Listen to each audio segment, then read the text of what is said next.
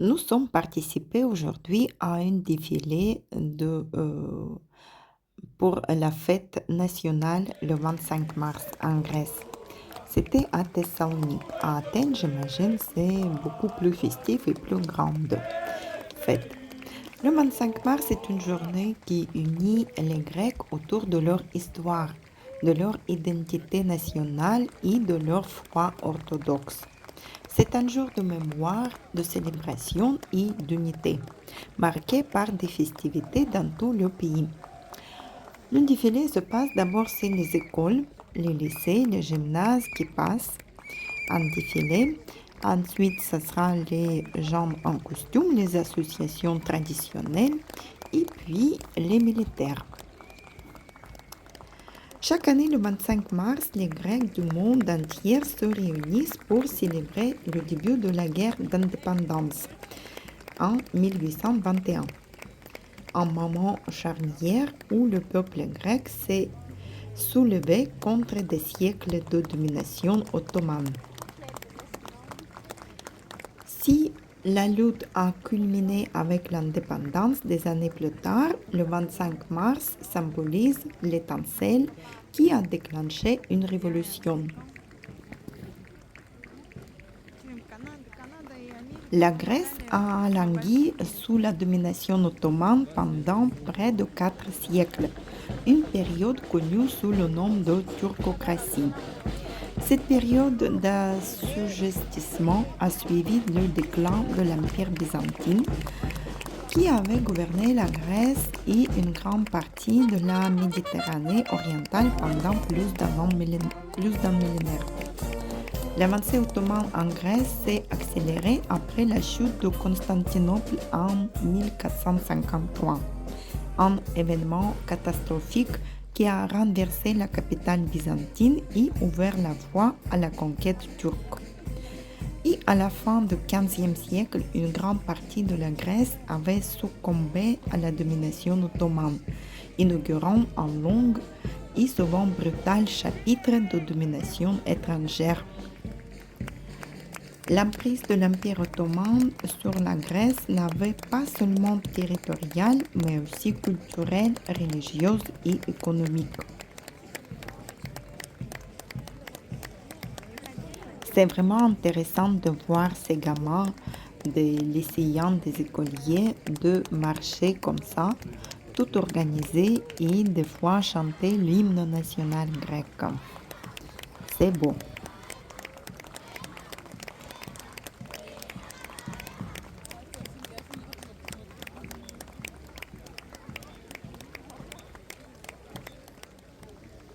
Donc, pendant l'occupation ottomane, les communautés grecques étaient soumises à une lourde fiscalité, à une conscription forcée, notamment par le biais du système euh, d'Evshirme, qui enrôlait des jeunes chrétiens pour servir l'État ottoman, et à une érosion systématique de leur autonomie. Pourtant, malgré ces difficultés, les Grecs préservaient leur langue, leur foi chrétienne orthodoxe et leur patrimoine culturel, souvent en secret, ou par le biais des réseaux clandestins comme les kleftes, ces bandits des montagnes devenus des héros populaires et résistants à l'autorité ottomane.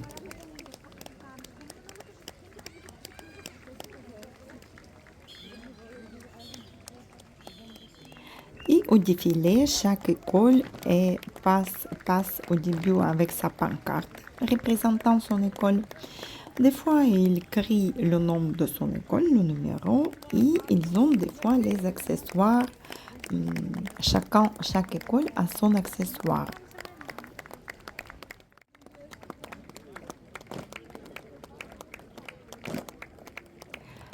Dès son enfance, on voit ensemble que les Grecs sont élevés avec cet orgueil et la fierté de sa patrie. Ils ont ça dans les gènes, dans son sang. Ils adorent son pays, ils adorent sa culture et ils sont fiers de participer dans cette commémoration.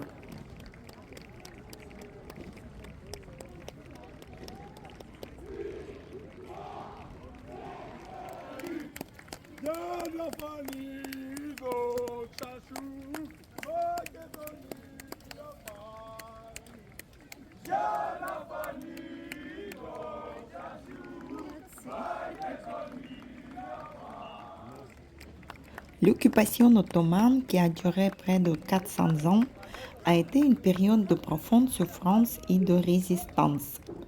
Pour de nombreux Grecs, la vie sous domination turque était insupportable. La répression religieuse aggravait ces tensions. Le christianisme orthodoxe, fondement de l'identité grecque, fut étouffé sous la domination ottomane. Et nous voyons les associations dans les costumes traditionnels grecs. Il y a toutes les régions de Grèce qui sont présentes. Il y a eu les Podiakis, les Corfou, les îles, les Crète et toutes les autres régions de Macédoine, du nord de Grèce et du centre de Grèce aussi.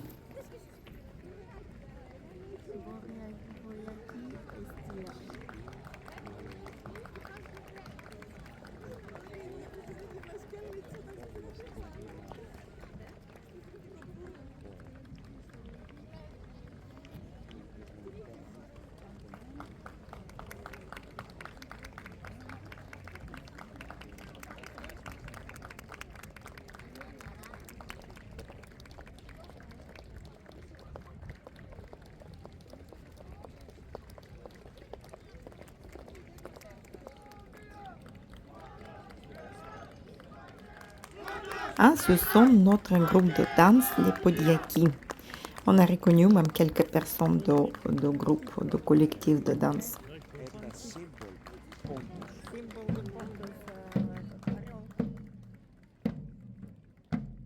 Au fil des siècles, des foyers de résistance se sont manifestés. Petites rébellions, guérillas et réveils intellectuels inspirés par les Lumières européennes. Pourtant, ces efforts manquaient de coordination et d'ampleur pour défier efficacement le pouvoir ottoman.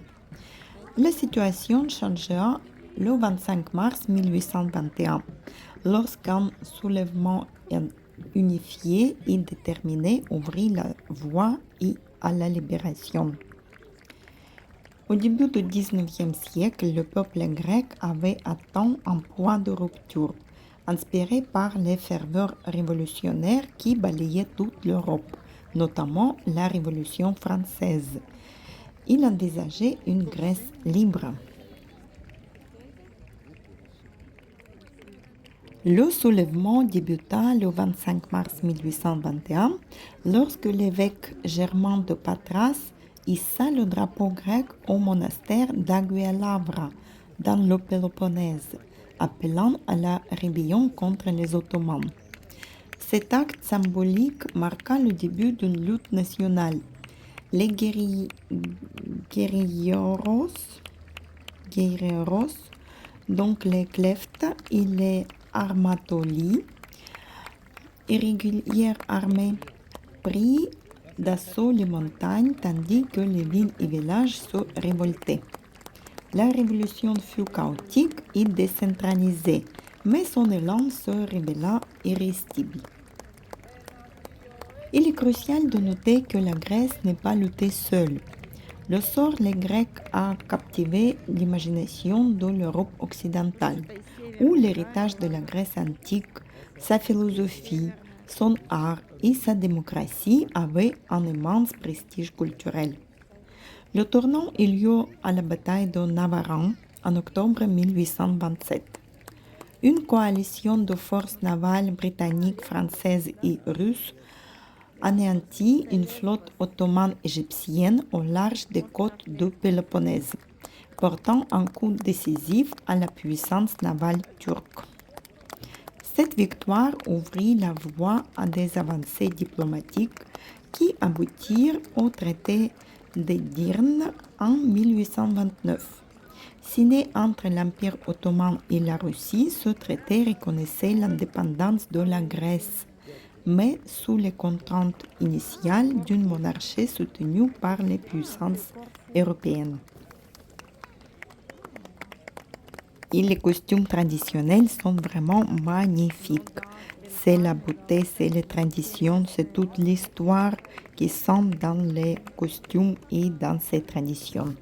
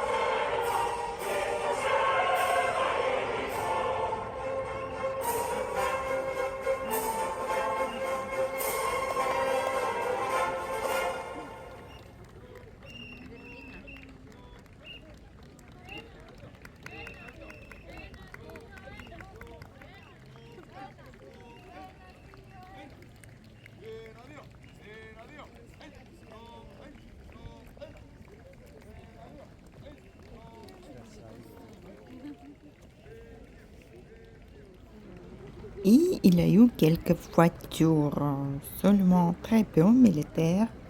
Je crois qu'il y a plus grand défilé militaire, c'est l'autre journée nationale grecque, c'est le 28 octobre, la journée oui, la journée non, quand les Grecs ont dit non aux Allemands, aux Deuxième Guerre mondiale. Et là, il y a plus défilé militaire ce jour-là, avec aviation, les tanks et tous les engins. Là, il y a eu juste quelques parties militaires qui sont défilées ce jour-là.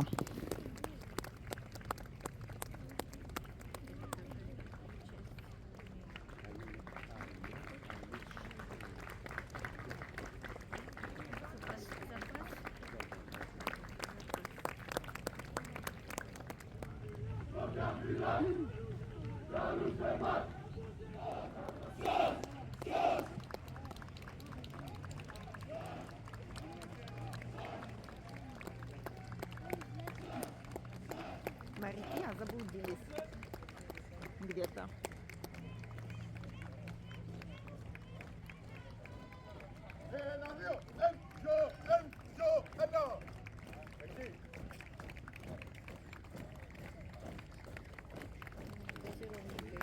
Да, сразу,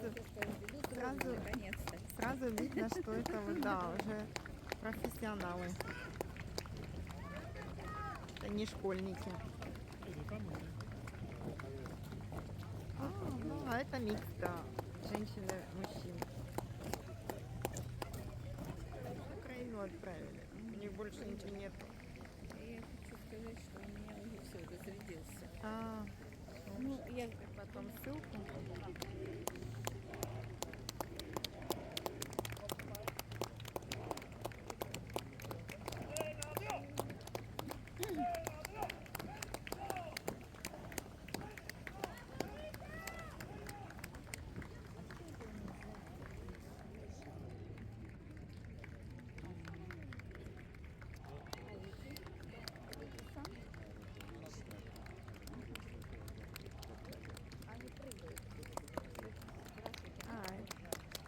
Это десантники, да? Я думаю, что это Красных беретах. береты. Тоже, видимо, запас. Наверное, не знаю. Voici comment les Grecs fêtent sa journée nationale. C'est un peu différent comme en France, bien sûr, mais c'est original et c'est très très intéressant. Это где? Après le défilé, tout le monde se retrouvait dans les tavernas. C'était plein de monde partout.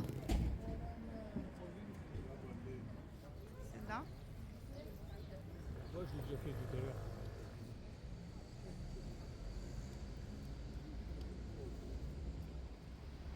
Saint-Pantélémon. Saint-Pantélémon. Et comme disent les Grecs, Zito y Hellas, vive la Grèce.